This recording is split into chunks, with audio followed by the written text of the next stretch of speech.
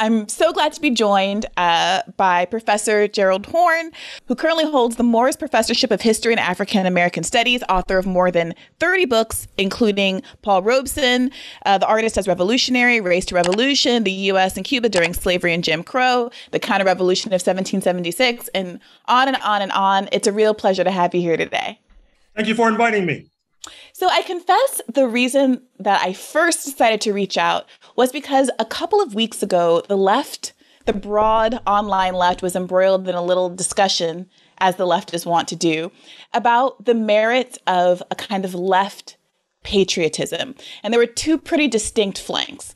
One who saw the idea of incorporating some of the symbolism of patriotism that's most often associated with the right into the left. There's an up-and-coming YouTuber named Jackson Hinkle who always has a big American flag behind him, accompanied with left politics, right? And many people on the left, particularly those who are Black, said, you know what, there's a history here that makes this completely impossible. One woman in particular said, a couple relevant books that could help explain why reclaiming American patriotism could never actually work, and then listed Black Reconstruction, Hammer and Hoe by Robin D.G. Kelley, The Wages of Whiteness, and on and on and on. And so I thought to myself, who would be a good authority to weigh in on this?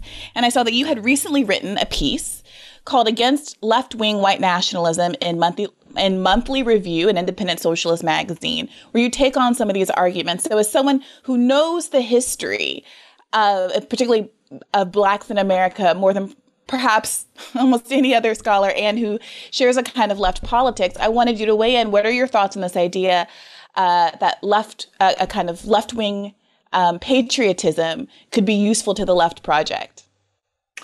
Well, first of all, thank you for inviting me. Second of all, I don't see a disagreement on this particular issue as a red line. That is to say, if a person wants to put up the flag behind him, well, bless his soul. Perhaps we can unite on the infrastructure bill, the $3.5 trillion Sanders bill, as I call it, et cetera. I don't think that the flag behind him should be a bar. But he, or I assume it's a he, or they, and others should be made aware that there is a proliferating trend that I'm a part of that is taking a more jaundiced view of the history of this country. And I would point you to the film that appeared on HBO Max, by the way, by the Haitian filmmaker Raoul Peck, Exterminate All the Brutes. He, of course, has done The Young Karl Marx, Lumumba, about Patrice Lumumba. Exterminate All the Brutes is a sweeping condemnation and castigation of settler colonialism, not least in North America. Settler colonialism, of course, being a phrase that's usually elided, as they say, in many left circles, which fundamentally does a disservice to the indigenous population. I would hope that with regard to the indigenous population of Southern Africa, for example, that same malpractice is not committed, not to mention the indigenous population of Australia, more of which anon. And then, of course, there's Nicole Hannah-Jones and her controversial 1619 project, which stirred a storm of controversy, which obviously has not dimmed her star insofar as Time magazine just named her as one of the 100 most influential people in the United States, if not the world. I can't recall the category. And then there's Tyler Stovall, one of the most esteemed historians in this country, traditionally a historian of France, former president of the American Historical Association, which is the highest honor that a historian can receive. He happens to be of African ancestry as well, which seems to be, I'm afraid to say, the kind of dividing line with regard to these new approaches to history and old approaches to history, which are disproportionately cited amongst the denizens of North America of European descent. Tyler, of course, is a former professor at UC Berkeley, UC Santa Cruz, now dean of the graduate school at Fordham University. His book is White Freedom, which I think says it all, that the, quote, freedom that was promised, for example, in 1776, if not in the transatlantic world, it was not necessarily designed for all of us. for example. And in that context, let me point you to an upcoming piece I have in The Nation, the New York-based publication, where I lay out some of these arguments. And it'll appear soon in the fall book review of The Nation. And then, of course, there's the paramount Black intellectual Ishmael Reed in his spoof and send-up of Hamilton, which is another attempt at trying to recuperate a certain kind of patriotism by having the founding fathers rap and appear in black and brown face, of course.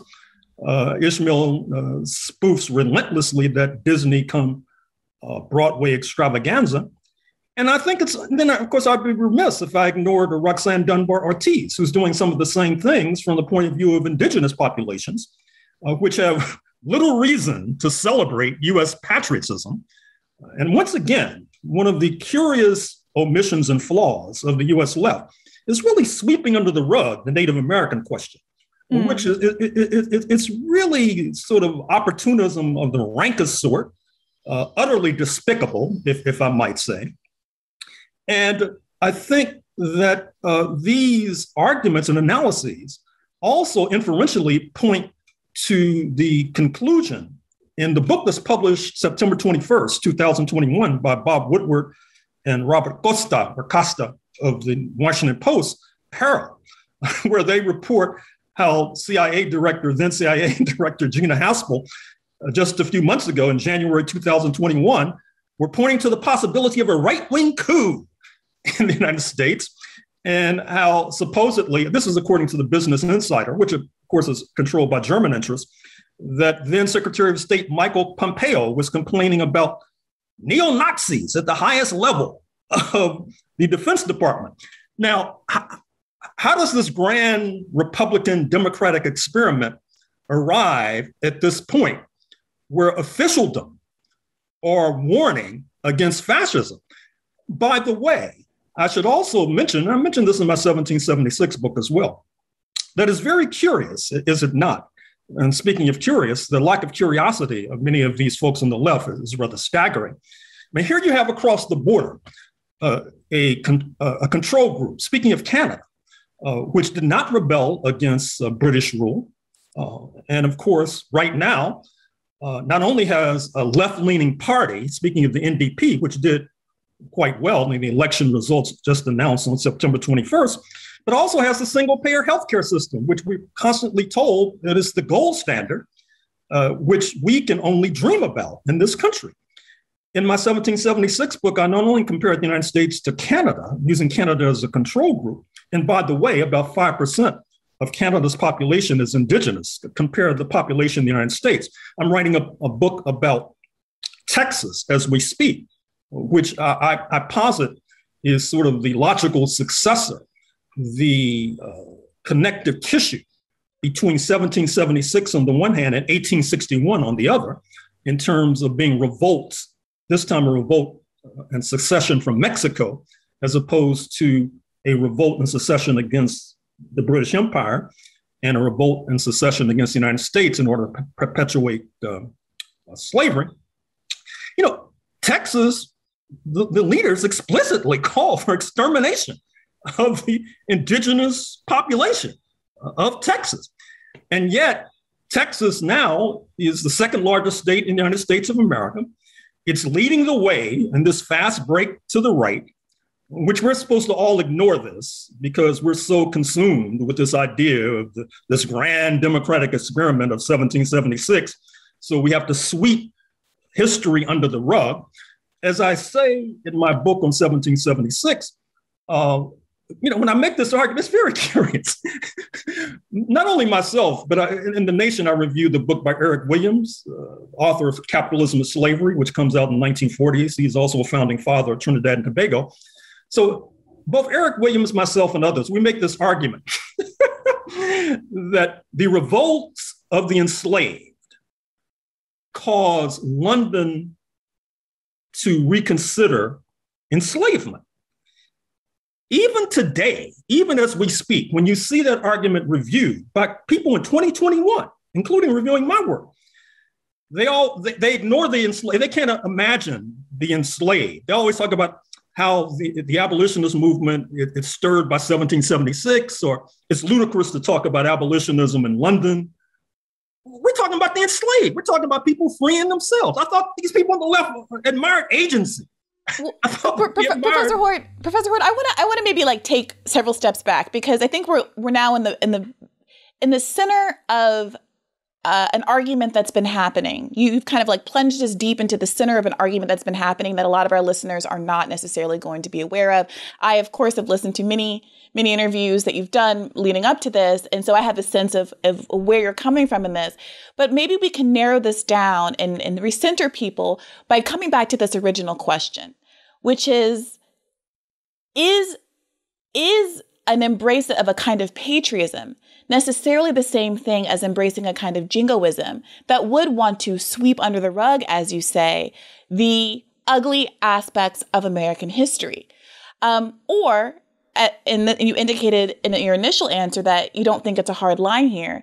Is it possible for the left to reclaim some aspects, some of the trimmings of whatever it means to be patriotic in service of what the left project ultimately is, which is to put together a multiracial working class coalition? Well, I think I answered that question.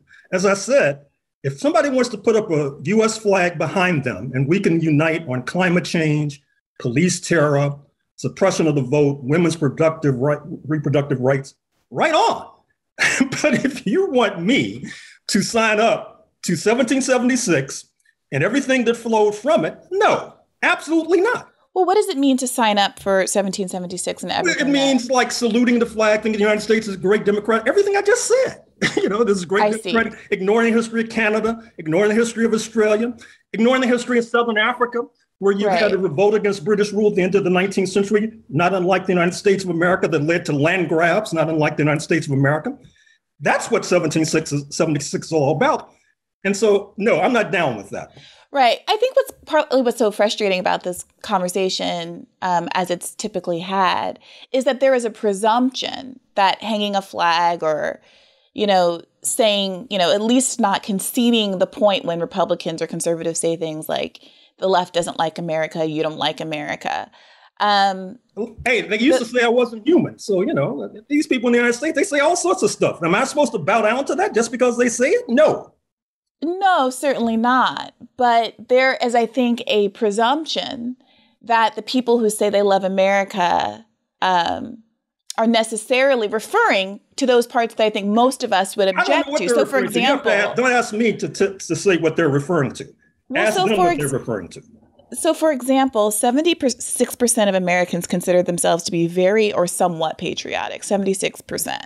Look at the percentage of how many supported Jim Crow. I mean, I can't. Don't expect me to bow down to what a majority of these people bow down to. Well, what does that mean to bow down? Because I certainly am not asking anybody to bow down to anything or really committing to a position at all. What I would like to do is try to explore the tensions around why this conversation is as divisive as it has been for the last couple of weeks online. And I think that part of the reason is there is this presumption that to say anything kind, and we should define patriotism at some point, because I think that's a really important part of that. Exactly. But to say anything that's patriotic or friendly or laudatory about America is necessarily to deny some aspect of the very real historical record that you've worked so hard to unpack in all of these wonderful books of yours. And that's part of why you get this doubling down from the left and liberals at sometimes whenever this notion of part of the patriotism problem is raised. is that the creation of the United States was basically a white nationalist project. And so when you ask a person like myself to subscribe to a white nationalist project, and at the same time, these people who subscribe to a white nationalist project, they're always talking about identity politics. When the United States was built on identity politics, militarized and monetized identity of whiteness, of Europeanness. And then you ask me to sign on to it, and I say no, and then that's problematic. Right. So one of the things I think is so interesting about how the right operates is that they tend to not have any hesitation in appropriating the kind of lingo and the kind of the framing devices, the strategies that the left employs without any sense of hypocrisy whatsoever, right? So as you've pointed out, and many have pointed out, of course, kind of white ethno-nationalism, racism, dog whistling, the Southern strategy, all of that has always been identity politics, but a white identity politics. Exactly. But there was a framing of, anything that's a racial or other identity-based program or effort or movement on the left as identity politics in a negative way, right? Of course. At the same time, people like myself have critiqued the weaponization of identity in really cynical ways on the right that give you a figure like Obama, who is presumed to be committed to the interests of Black Americans because of his racial identity. People like, let's say, Kamala Harris, who lots of people objected to on the basis of her prosecutorial record and was able to kind of fend off some of those accusations because she is a Black woman or, has a Black father, and on down the line. People like Hillary Clinton, most notably, who was able to make a lot of hay of being a woman in her primary race against Bernie Sanders back in 2016, despite having a notably worse record on the right to choose, stretching back for decades, than Bernie Sanders, right? And there was no way that Bernie could really point to his own record as more favorable without being kind of accused of erasing her womanhood or something. Hillary Clinton in 2016 even became a Black woman in the press because she was running against Bernie Sanders as a white man, and Hillary Clinton, having been married to the first Black president, got kind of reified as the default person of color candidate, right? So you can see these ways that identity can be weaponized in negative ways as well. And the critique of identity politics being weaponized and the critique of identity as an organizing tool politically get really conflated in ways that I think are messy and not necessarily useful. However, what I'm interested in here is this task of actually piecing together the multiracial coalition that has been, in a lot of ways, elusive. And I've noticed that I've heard you say several times that as long as 9 out of 10 whites vote red, we'll never see the kind of reforms the left needs to see. And I'm curious, as someone who has such a deep grasp of the history. In the South, before somebody sends you a note. Well, okay, sure. But, sure. But overall, of course, Republican voters are overwhelmingly, disproportionately white. It might Absolutely. Not be it's not a 9 out of 10 ratio, but, we all know what the demographics are. So I'm curious what your reading of history is. I'm glad you asked that question. With respect to how we get there. If they're so backwards, how did we ever get change? Is that the import of your question? Well, I don't know whether I would characterize it quite that way. But how do we get change? On your own. Then. How do we change that reality? Well, if you look historically, and, I've not only written about 1776, I wrote a book about the 17th century. I even wrote a book about the 16th century, which is, you can't understand the United States today and China being in the passing lane unless you understand the 16th century. In the early stages of my career, I wrote about the 20th century, particularly the Red Scare and the Cold War. I also wrote a book about the Haitian Revolution, which I posit as igniting a general crisis of the slave system, including in North America, that could only be resolved with its collapse. So in other words, there was this external factor, this international factor, much more so than, as US historians tend to do, collapsing abolitionism and anti-slavery. I mean, for example, Oregon in the 1850s, it's touted as being anti-slavery, but it wasn't abolitionist. It said no Negroes could be invited. Free or enslaved, which is what any Portlander could tell you, is one of the reasons why Portland is one of the major US cities with still a small Black population, for example. So it's these external pressures. That's why I'm speaking on a webinar in a few hours on these people on the Black left who are talking about bringing a genocide petition to the United Nations. We charge genocide, which is a replay of 1950, 1951 with Paul Robeson, because then if you move to Jim Crow, it's the international situation that leads to this agonizing retreat from Jim Crow.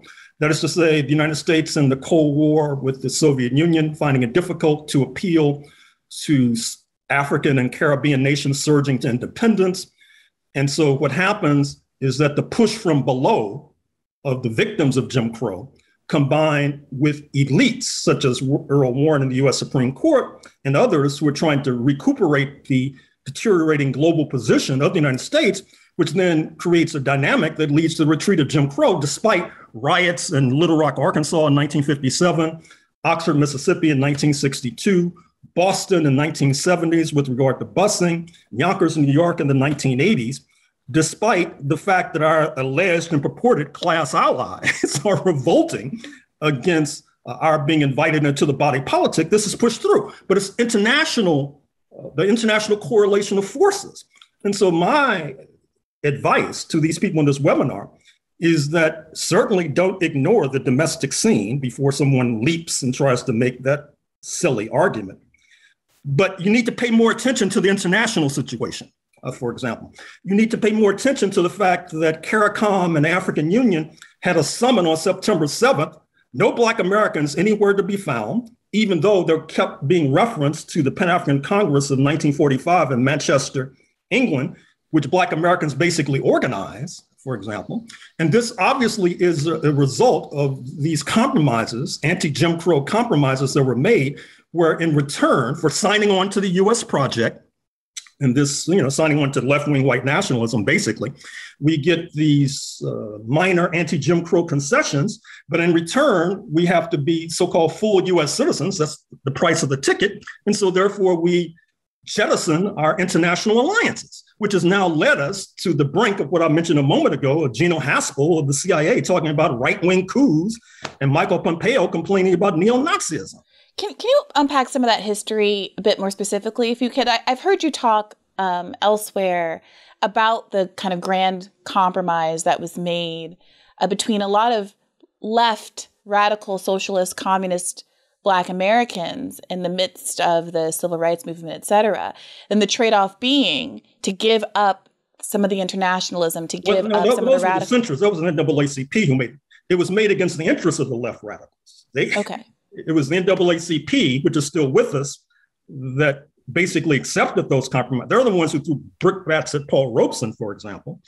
It was his organization, the Civil Rights Congress, that was driven into collapse by 1956, which was part of the compromise. That is to say, you get rid of all these left-leaning organizations in return for anti-Jim Crow concessions. It was a bad deal. Nobody wants to talk about it. And so we're sort of sleepwalking into fascism.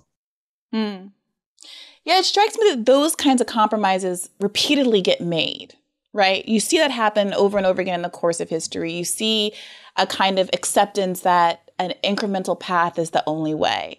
You saw it then, you see shades of it in the way that the few kind of left-leaning members of Congress that we've managed to get in there seem to arrive in Congress and decide that the best way to get ahead is by not stirring the kind of mess that they said that they would stir prior to election, right? And to kind of back off some of the more adversarial style of politics. You see it with Joe Manchin and Kyrsten Sinema being willing to take a stand over anything and claiming ideology, whereas the progressives in the House and Senate, who could equally gum up the works because of narrow margins in both places, refusing to do so until now, and we'll see what happens with this reconciliation bill. But when I have conversations with people about why we can't put together a multiracial coalition, oftentimes the narrative that comes out, and you hear this a lot from liberals, is that it is in fact impossible, that the lure of whiteness, the wages of whiteness, as it were, are so alluring or are so powerful that if a white person even gets a whiff of the idea that Black people would benefit from a social program or a movement, they will cut off their nose to spite their face and reject it outright. And to me, every failure, even when there are failures that come from inside the house, like the one you're describing with the NAACP, ultimately gets attributed to this idea that because America is a multiracial, pluralistic society, we can never have, in a kind of essentialist way, we can never have what Scandinavian countries or even a country like Canada, which has a much smaller minority population, has. And I wonder what you make of that, given your reading of history. Never say never. That's my slogan. That's my motto. But I think, as I said a moment ago, and I'll say it again, I think that the nature of organizing has to change. I mean, for example, bless their hearts, these We Chart Genocide people I'm going to talk to they're very upset, very angry, as well they should be, about the way Black people have been treated in the United States of America. But as I said on a radio show yesterday, I mean, it's one thing to sing the blues, it's another thing to do something about the blues. And doing something about the blues basically means studying the lessons of history and making reference to what I said a moment ago about the impact of the Haitian Revolution on the 19th century and slavery, the impact of the rise of a socialist camp in the 20th century and African independence movements. I mean, for example, I mentioned that, people didn't pay attention to the African Union CARICOM summit. Here you have this major rift between France and the United States, which if we were more deft and sophisticated, we could intervene. I mean, for example, as I told these people, they're Black hijackers who are spending their dotage in France to this very day, not to mention senior citizen Black Panther leaders, not to mention more respectable types like James Baldwin and Josephine Baker, et cetera. But as a result of the compromises of the 1950s, the internationalist muscle has atrophied. People don't even think about trying to operate internationally. It always comes back to trying to deal with, these left-wing white nationalists, right-wing white nationalists in the United States of America, which is a mug's game. Please. Well, can you be more specific? How do you imagine paying attention? I mean, I think there are a lot of arguments for why we should be internationalism more broadly, but I'm curious how you see paying attention to, specific moments in international politics will inure to the benefit of domestic policy. Well, let me repeat myself. If you think that slavery was abolished in the United States because the good people, quote unquote, of the United States came to the idea that slavery should be abolished without all these external pressures, you don't understand history. If you think that Jim Crow began to retreat because people said, oh, I didn't know they were treating Black people so badly, we need to do something about that. And so, it's not like filing a lawsuit where you file a civil suit and you exit with damages. That's a victory. Or you go to court criminally and you exit by going to jail. It's the accumulation of political forces that lead to domestic change. That's what I'm trying to say. So I'm asking you, I wonder if you had any insight on the contemporary political forces that you don't think are being exploited sufficiently, because I think you do such an amazing job of explaining how those forces operated in the past. But I think part of why people perhaps aren't as attentive to it in the present is because there isn't some clear, what can be kind of observed in hindsight isn't necessarily as clear in the moment. And I think some clarity there might help people invest and understand why they should invest in what's going on in international politics currently. Well, I think that the United States is not an island, particularly now, when, as Mr. Biden just announced at the United Nations, that the United States is moving from relentless war to relentless diplomacy. What that suggests is that the United States will be more subject to being pressured, such as the United Nations Human Rights Committee out of Geneva, Michelle Bachelet, the former president of Chile, sending investigators into the United States with regard to human rights violations against Black Americans, which then puts pressure on the Justice Department to enter into more consent decrees, perhaps causes the Defense Department not to send military materiel to domestic police departments, for example. With regard to the lawyers led by Lennox Hines, the elderly Black lawyer of Trinidadian heritage who led an international force of jurists to file a global petition against human rights. All of these are political factors. It's the same thing as lobbying in Washington, D.C., where oftentimes the results might seem incremental and might not even be immediately visible. Why doesn't the NAACP, for example, have some sort of office that intervenes at the CARICOM AU summit, for example? It seems to me like a terrible missed opportunity. What would you hope the result of that would be? The result of it would be for condemnations in international fora of the United States, just like the condemnations that arose in the 1950s that caused this agonizing retreat from the more egregious aspects of Jim Crow. Certainly to turn the tables, if you think that in a situation like the United States, where there are leaders of the CIA talking about fascist coups. When Kevin Williamson of the National Review, the conservative publication, says that you can expect more coups in the future, that's the domestic correlation of forces right now. We need some sort of external factor, a global factor to help shake things up. And I'm afraid to say I can't make it a one-to-one relationship, like filing a civil suit and you emerge with $2 million in damages at the end of the suit. I'm afraid to say that politics internationally or even domestically doesn't necessarily work in that direction. Yeah, I mean, I certainly see and agree with the argument that there are ways that kind of being embarrassed on the national stage can have some domestic political effect.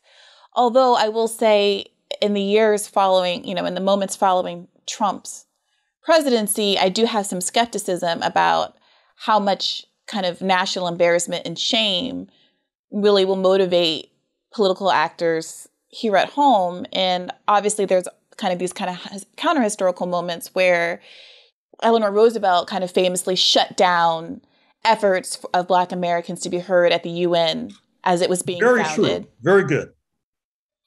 Yeah, which, makes me believe that while there are these moments, obviously Black Americans fighting in World War II, the how ugly, white supremacy suddenly looked in the clear of day of Nazism and the embarrassment of Hitler having vocally learned so much from the American racist tradition. All of that, absolutely, I think definitely, obviously influenced the receptiveness to the civil rights movement.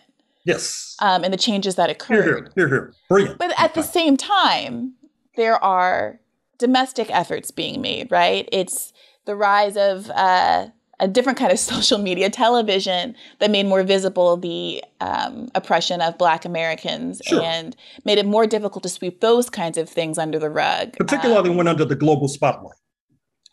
Particularly under the global spotlight. But I guess I don't disagree with the relevance of internationalism or the possibilities inherent to having a more international approach.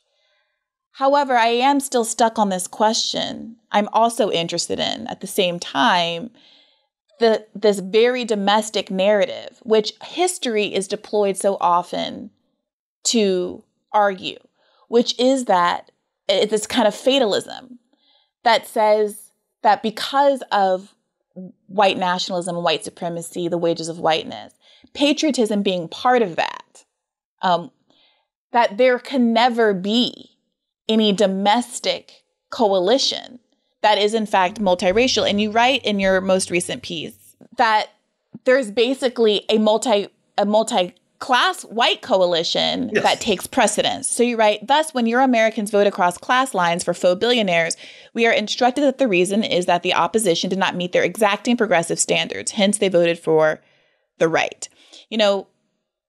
Arguing that is perhaps the more natural coalition that we're trying to disrupt.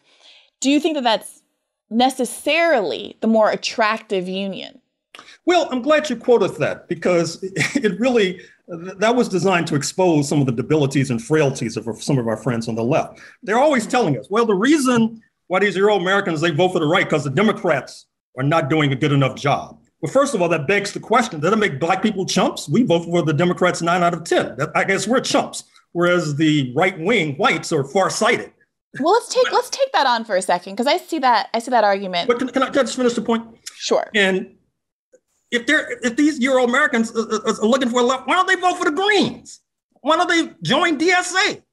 Why don't they vote in California for the Peace and Freedom Party if they're so hungry for a left alternative? It's just a cover-up. It's just another aspect of this class collaboration that helped to build settler colonialism in the first instance. Two terms that are curiously and conspicuously absent from the ordinary vocabulary of many of our friends on the left. Back to you. Well, one might argue that the reason that conservative voters who are ostensibly, according to some on the left, hungry for a kind of working class politics, choose to vote for the right because the Democratic Party isn't doing a good enough job is because even though we do have two corporate parties, the right does more to adopt a kind of faux populism than the corporatized left. What about deliverables? Well, neither party is giving you deliverables. So this is the issue. As you mentioned a moment ago that Bernie Sanders has a $3.5 trillion bill before Congress. Bernie Sanders, to be clear, isn't a Democrat or a liberal. That most of the Democratic caucus, absent Sinema and Manchin, will likely support, probably the overwhelming part of the Democratic caucus in the House. Don't be making excuses for these backward Euro-Americans. Why is the Republican Party, which is receiving the bulk of the support from Euro-Americans, not only turning thumbs down on the Sanders initiative, which the overwhelming bulk of the Democratic caucus is backing, but so aren't these Euro-Americans up in arms? So, for one, we'll see what happens with the reconciliation bill. Of course. We'll see what happens. But we know that the Republicans will not a one, will vote for it, and most likely none will suffer any electoral consequences as a result. It's also true that we are in the middle of a once-in-a-generation economic crisis and global pandemic that's killed millions of people. We're approaching 700,000 Americans dead. And the economy completely shut down last year. And these bills, the spending that we're seeing is a consequence of a once-in-a-generation downturn. The first bill, obviously, was passed when Donald Trump was still president. And he, I think, was, got the political benefits of having been responsible for passing that, right, in the eyes of voters. There are a lot of people who are still very salty that they were promised $2,000 checks for voting for Biden, and we'll see what the electoral implications of that down the line. But the point is, we live in a country where we haven't had a minimum wage raise since George Bush was president.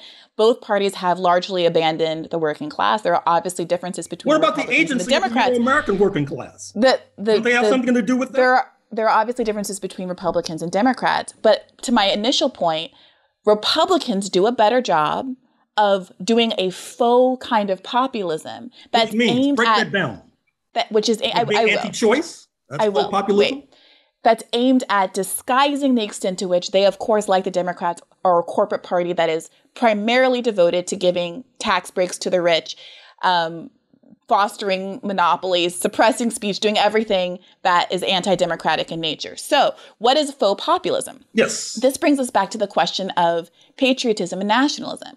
Faux populism is what happens when you turn on Tucker Carlson and they talk about flag waving and respecting the troops and who isn't wearing a flag pin at a certain event and whether a Democrat put their hand on their chest and whether they really like baseball or whether they support Colin Kaepernick. Why does it only seem to appeal to Euro-Americans? Why aren't Black Americans persuaded by faux populism? So this was the point I interrupted you earlier, my apologies, to try to tackle. Because the argument that you're making is an argument that I've heard a lot of times before, which is it cannot possibly be the case. No, I'm not. Never say never. I've already introduced that into the record. It is. I have skepticism that there is something other than pure white racism that is motivating white interest in the Republican Party or in a conservative kind of politics, because Black people who are similarly situated economically, who have just as much reason to be distrustful of Democrats or skeptical of Democrats, choose not to.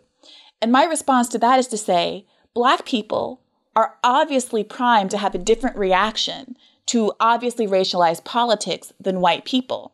That is not okay that white people can accept, even if they aren't embracing the tacit racism or sometimes explicit racism in the Republican Party. But it is obvious to me that Black people, of course, would not be so easily duped because they have literal skin in the game. So, for example, an analogy, if I may, if I have a mother and I love her very much. If someone is standing on the street corner handing out $5 bills and I'm not that pressed, I don't need $5. And the condition of taking the $5 bill is that I have to say my mother is a so-and-so. Well, I will politely decline and walk by. Somebody who is not me, who has to say, Leslie is a so-and-so, might happily say that about my mother and take the $5 because it's no skin off their back. That doesn't mean that they hate my mother or have any animus toward their mother, but obviously they are not invested in the same way that I am. And obviously also, they may or may not be more precarious. Well, they want $5 and don't care about what they have to say or do to get it, right? To me, that's a natural... which can, in its ultimate conclusion, can lead to genocide. It absolutely can. But my argument about patriotism is this. and it's not, I'm not making an argument. And this is the argument that's being made. And I think it's interesting. And I think it's worth vetting fully, which is if part of the inducement is racism, pure and simple.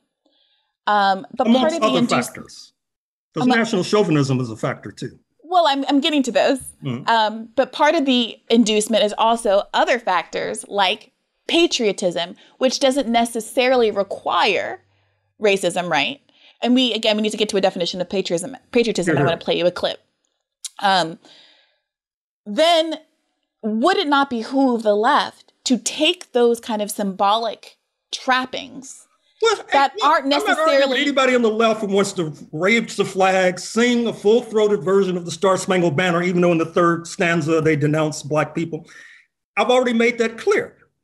But why do I have to sign up to that? Can I have a different... I thought it was a free market of ideas. Can I have a different position? Can I try to persuade people to my different position? I'm not trying to persuade these other people, except through writing books and giving lectures, etc. Well, I'm curious then, Professor, what is your position? Because sometimes I read things, and I've read your writings about the Bacon Rebellion and how, in truth and fact, you do such a wonderful job of illuminating the extent to which it was motivated by it wasn't just this kind of Tony narrative of Black-white solidarity, but also motivated by a kind of anti-Native American animus, right? And that's a really important part of the story.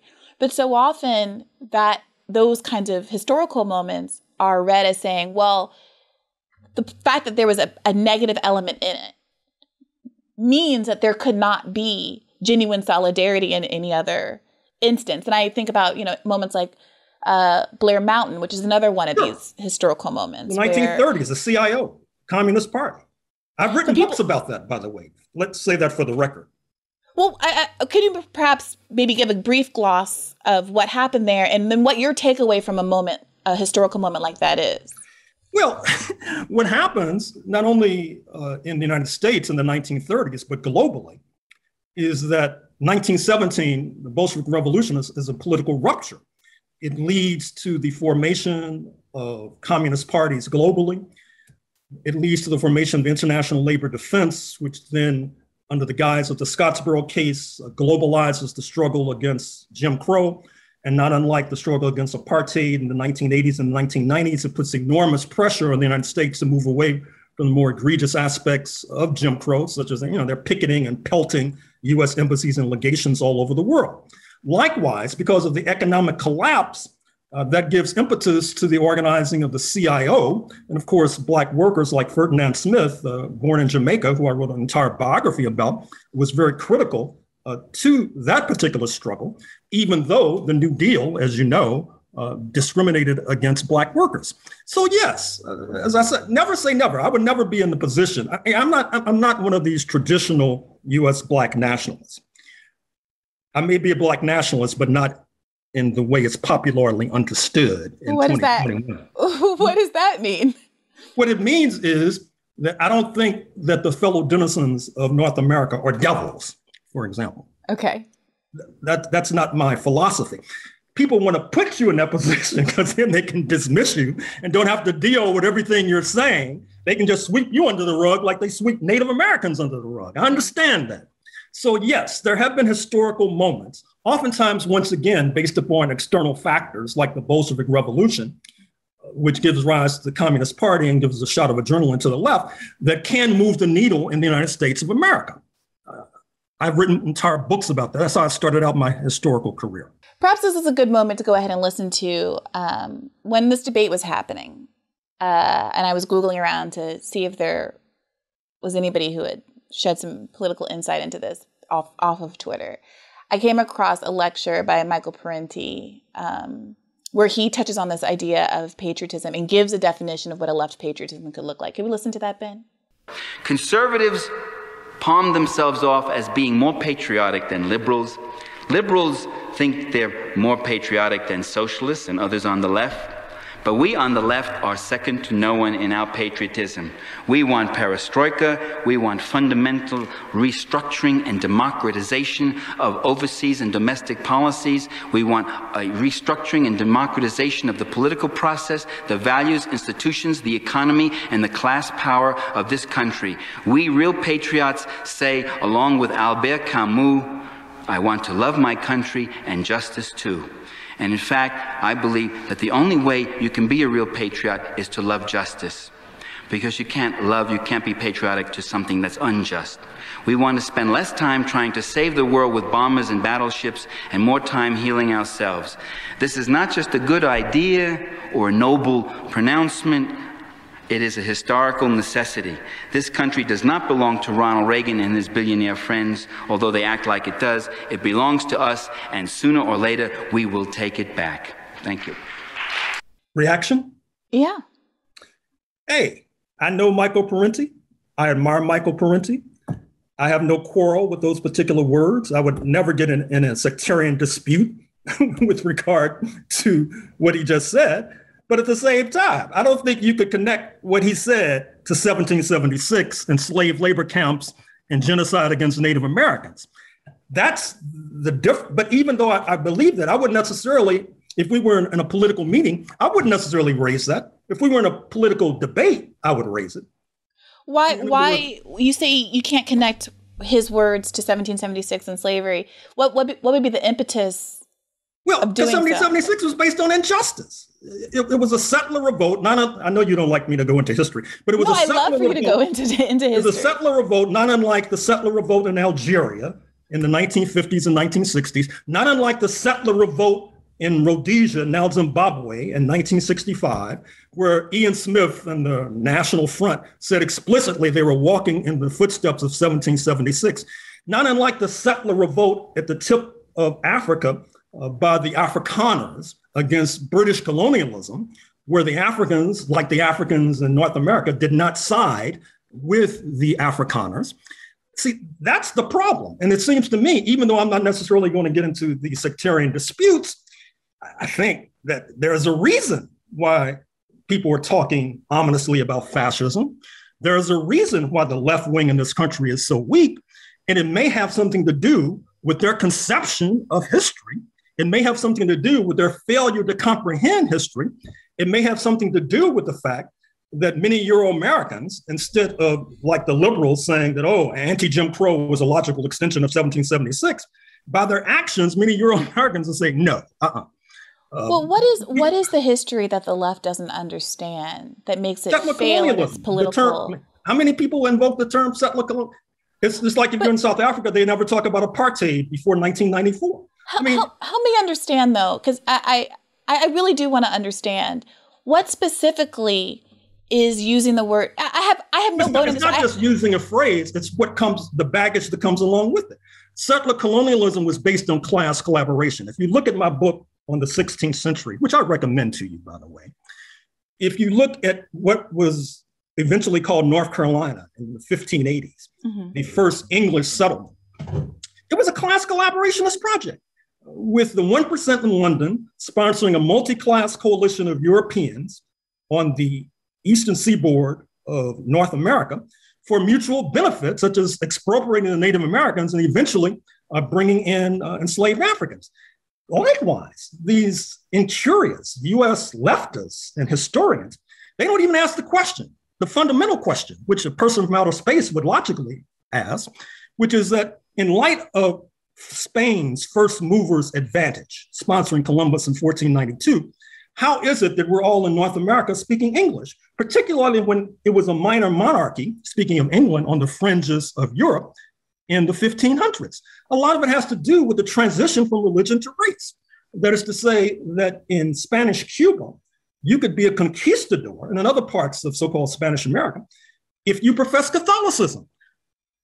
As Protestantism then a sect sweeps London and England post-1517 and Martin Luther, there are not enough Protestants to go around, so they move to race. And that therein is the essence of the class collaborationist project that leads to settler colonialism. Fast forward to 2021, can you explain why so many Euro-American workers vote for a faux billionaire absent invoking the term class collaboration, for example? It's not just rhetoric. Matter of fact, thinking it's just rhetoric is one of the reasons, once again, why we're on the cusp of fascism and why the left is so weak.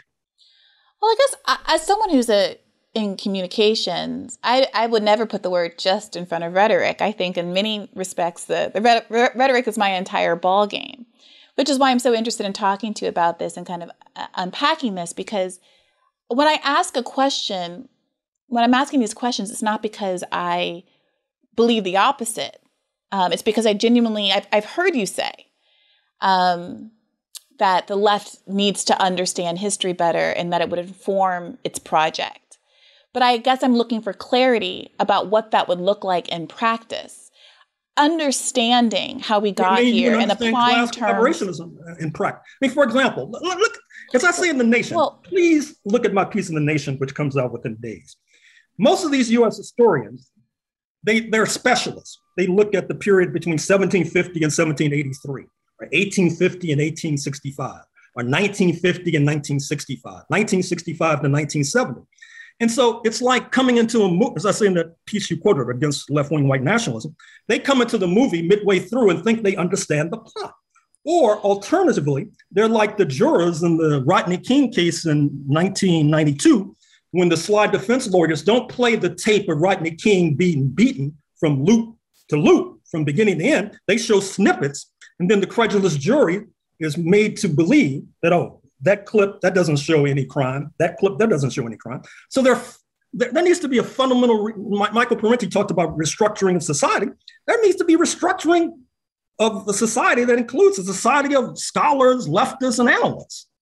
In what way? In what direction? Well, they need to stop parachuting like people, some of our left-wing analysts today, they parachute into 2021 and start barking out orders about black-white unity and black and white unite and fight, and not even realizing the history of slavery and how so many Euro-Americans were co-opted to support slavery. I mean, that's the whole history of the Confederate States of America. So some of these Dixie analysts, they say, well, most of those who fought for the Confederacy, they weren't slave owners. Well, of course not. That's the essence of class collaboration, for example. They thought that they could become slave owners. Just like I think it's fair to say that there is a revolt in 2021 against the devaluation of the currency of whiteness, which was pressed from below by Black people and their allies in the post-1945 dispensation, which you articulated, and then pressed from above by the international community, which then reaches, of course, the US Supreme Court and eventually the White House. So realizing history and understanding history with the depth that you do, I'm curious, if you were in a position of political power or were the leader of one of these movements, what would you do differently? If you were, let's say, a figurehead during the protests of last summer, which I believe had a lot of political potential that didn't get affected in the way that I think all the millions of people in the streets would have liked, what would you have done? If you were literally, the president of the United States, what kind of project would you implement given that because what I'm trying to get at, Professor, is I'm completely with you on the idea that people need to understand history better. I think that part of the attack on CRT is because Republicans understand that there is a kind of natural radicalizing that happens when people are exposed to just the facts of life. They understand that there is something that's naturally radicalizing about the project of going to college and being in higher education, being with people who are from different social, political, geographic milieu than you grew up in. And so there's always been an attack on colleges and always been an attack on public education for that reason. But are you saying that, do you think that alone is enough, is I guess the first part. And the second part is, given the attacks on these institutions, given that there was a bipartisan effort to frankly limit people's access to higher education, right? Because neither party supports, majority of members of both parties object to free higher college, canceling of student debt, all of those kinds of things. What is to be done? And obviously there's this attack on CRT that is effective in many respects. Even a significant portion of Black Americans, when asked, because of the propaganda effort against critical race theory, are now saying, I don't actually want CRT. And we did an episode about this a while back that showed how effectively the right is using Black interlocutors, Black parents, et cetera, to argue against CRT. there's a kind of defensiveness, right? That says, my kids don't need special treatment. This is absurd. Like, this is making Black people look worse. I don't want the CRT as it's been branded, inaccurately. We had Glenn Lowry on the show recently. Oh, God. Well, we were able to have a really substantive conversation, I think, because we really took our arguments at face value. And while I disagree with him, he was at the time and during that episode making an argument for patriotism and that there's ways that Black people should have plenty of pride in America because of the central role that we've played. I've heard you talk about Crispus Attucks and how there's some like meta history around him that's not necessarily accurate, but a lot of people do find him as the quote unquote first person to die in the Revolutionary War, a Black man, as Stevie Wonder, sings in that song.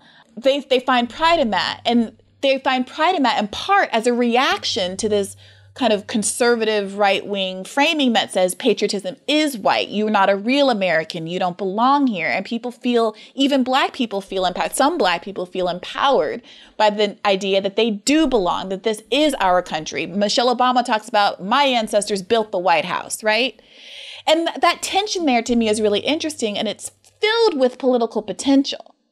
I guess that's what I'm trying to get at, that I saw this playing out online, and a lot of disproportionately Black leftists were like, this is a terrible idea and bad, and disproportionately white leftists, although it was a mixed bag, saying, this is actually potentially good. And the whole conversation was undermined by an inability to imagine a kind of patriotism, as Micheal Parenti describes, that is decoupled from imperialism and settler colonialism, et cetera. So it's not that I'm trying to say we shouldn't talk about settler colonialism, but I guess I'm wondering if that's just a separate project from this other one of how to use narrative, how to use language and framing, et cetera, and to use history, which you know better than almost anyone, to help people imagine that there's a different kind of political future than the one that a lot of kind of defeatist liberals say is possible because we live in a pluralistic, racially diverse society. Well, as we wind down, let me repeat that I'm not going to argue with anybody about patriotism. I mean, I have my position, they have their position. That's true for many different stances. So if they want to wave the flag and construct Crispus Attucks as the first Black patriot, go for it. But you also may want to get a deeper understanding of history, because ultimately that will lead you to a better place, I assure you. As long as we can unite on the 3.5 trillion, as long as we can unite on infrastructure, free college education, and with regard to that latter point, I think it's too simple to say that neither party does this or that, when it's the political dynamics that determine what either party does. If you have a substantial percentage of Euro-American workers who are voting for the Republicans, and you're not a Republican and you're seeking office, well, you're going to have to pay attention to that. It's just like complaining about Joe Manchin without recognizing that Trump won West Virginia by about 30 or 40 points. I mean, and Bernie Sanders won every district in West Virginia. That was a primary. I'm talking about primary. The Democrats, Republicans, and independents voting. Well, of course, we never got to Bernie in the general election because the Democratic Party. So we're talking about something fictional then. We didn't get to Bernie in the general election. I think it matters that the Democratic Party in both instances chose, right? They chose the possibility of Donald Trump. won Michigan and then Trump won Michigan. I mean, if I could just... You have to give some agency. You can't talk about agency. And then when it comes to Euro-Americans, agency flies out the window. They're dupes. They have no agency. They're disappointed with the Democratic Party, which then turns Black people into dupes because we're voting for the Democratic Party. So we must be the ones that have no vision. This is the kind of cloud cuckoo world that sort of thinking leads to, which is one of the reasons, once again, we may be on the verge of fascism, and the left wing in this country is so weak because of a failure to understand history, a failure to do a critique of whiteness and white supremacy, particularly by your Euro-American friends who should be in the vanguard. As a matter of fact, they should have been for the longest, Black people did not have access to historical archives. They did. And yet they were constructing all these fantasies about 1776 as this grand Democratic Republican experiment. They're the ones who even swept Texas under the rug, even though their predecessors, including John Quincy Adams, warned that letting Texas into the Union would wreck the United States of America. His ideological descendants today don't even take that position. No wonder we're in trouble. Well, to your point about agency, what I was saying about Democrats and their reconciliation bill is this. If it does not pass, right? We have Manchin and Sinema, even in the last couple of days, Manchin coming forward and saying that he has a problem with the $3.5 trillion price tag. There's all this kabuki theater that goes around. Joe Biden coming out saying the parliamentarian means that we can't do meaningful immigration reform at the same time that we have these Django Unchained images happening at the border where Haitians are being rounded up by white men on horseback, or I don't know the race of the men on horseback, but they seem not to not be black men on horseback. If that project fails, if the reconciliation bill fails, if like the $15 minimum wage got very neatly plucked, the only permanent change that came in the COVID relief bill earlier this year got very neatly plucked out, not because of Republicans, but because of Democrats who have majorities in the House, Senate, and the White House at this point, did a little two-foot shuffle and made sure that it wasn't actually voted on, right? At what point are we going to say that there's agency among Democrats as well for those failures? And would we describe those failures as a outgrowth of white supremacy the same way that we describe Republican anti-populist politics, Republican politics that are against the interest of working class voters as being motivated by racism and rooted in white supremacy and rooted in the legacy of settler colonialism, et cetera? I agree with Bernie Sanders when he was being interrogated on CNN Late Edition just a few days ago. And they were asking him about Joe Manchin and Sinema. He said, what about these Republicans? They're not going to give one vote. And I agree with Bernie Sanders. And what about the base of the Republican Party, which fails to penalize their elected representatives for voting against their objective interests? And what about the US left, which finds it much more convenient to speak of Democrats in broad terms and have this false equivalence between both sides? The Republicans are bad, the Democrats are bad, which then it reminds me of contemporary arguments about China, which we should have been talking about. That's one of my favorite issues, where you have our friends on the left, as opposed to focusing like a laser beam on US imperialism, they're quite willing to be distracted by enlisting in the new Cold War against China, for example. In other words, it's more of this both sidesism, as opposed to focusing like a laser beam on the folks who are the real obstructionists, which I think might give you more purchase and more momentum going forward. All right. Well, I appreciate that. I do think that most of the left, I'm not sure, people describe the left differently. I don't know if you mean liberals and Democrats or what I would call the authentic political left. I think that they are pretty well attuned to the kind of new Cold War, as you put it, against China and the efforts to pivot from Russia to China in this moment. I think there's been a lot of really good criticism of that coming out of some of the online left outlets. But I really appreciate you taking the time to talk to me today. Professor Horne, can you tell our listeners where to find you and your work? Oh, I'm all over the place. I'm not underground yet. So, look for me on Facebook. You'll find a lot of attacks on me on Twitter, unsurprisingly. About what?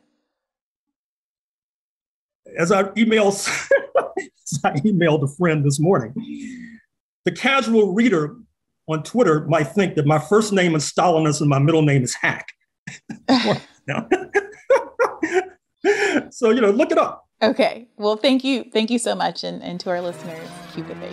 Hey, YouTube, don't forget this is a podcast. To get full episodes, including ones that are behind a paywall, go to patreon.com/badfaithpodcast. To get more episodes, please do subscribe to this channel, hit the notification bell, and like this video.